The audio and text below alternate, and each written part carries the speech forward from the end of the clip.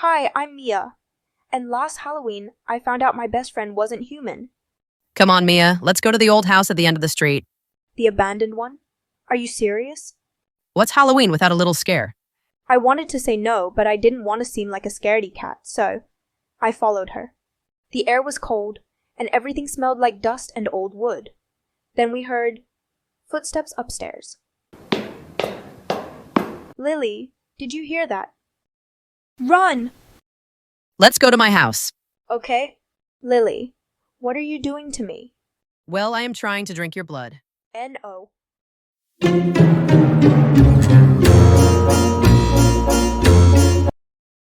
Hi, I'm Morrigan. Yes, like the goddess of death. I'm 17 and I live in a funeral home. Literally, while other kids grew up with bedtime stories and teddy bears, I had embalming tools and headstones, my parents, morticians, my backyard, a graveyard, and honestly, I loved it until everything got weird, and trust me, coming from me.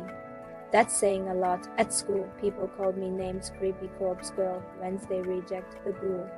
I didn't care. I wore it like a crown. I had no friends, just one raven named Poe who followed me everywhere. People thought it was my pet, but I never fed it, ever. It just came. Still, life was peacefully morbid until the new girl arrived. Her name was Elara, bright smile, pink clothes, glitter pens. She was everything I wasn't, but the weirdest thing. She wanted to be friends with me. You're so cool, she said on day one. You're mysterious, like a dark princess, she gushed. On day 2.by day 3, she started copying my outfits. At first, I thought she was mocking me, but then she started showing up at my house uninvited, the only place that I can have peace. One night, I saw her in the graveyard digging. I confronted her. What are you doing? She smiled, trying to summon what you have, what I have. You're special, Morrigan. The raven, the shadows, the way lights flicker when you're angry. I want that. Suddenly I realized she didn't want to be me. She wanted to steal me. The next day, my raven didn't come. My black lilies wilted overnight, and I started feeling normal, which for me was terrifying. I confronted Elara again, and she pulled out something from her bag, my family's old spellbook, the one hidden behind a coffin shelf in our basement. How did you? I told you, she hissed. You don't deserve the magic. You wasted hiding in the shadows. But here's the thing about darkness. You can't fake it. When she tried using the spells, it backfired big time. She fainted, and shadows wrapped around her like vines. The raven returned, screeching louder than ever, and suddenly I felt everything again, stronger. My powers weren't gone. They were waiting for me to choose. Keep hiding, or be the darkness. I took the spellbook, whispered the words, and the shadows calmed. Elara was okay, confused, powerless. I helped her up.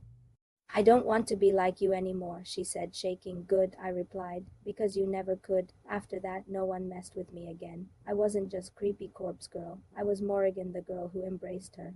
Weird, her shadows, her truth. So yeah, I was born in a funeral home, but the creepiest part, I liked it, and now I own it. To be continued. Selling lures, but chase big dreams. Could that stop, come right the way. Hi, I'm Prisma from California.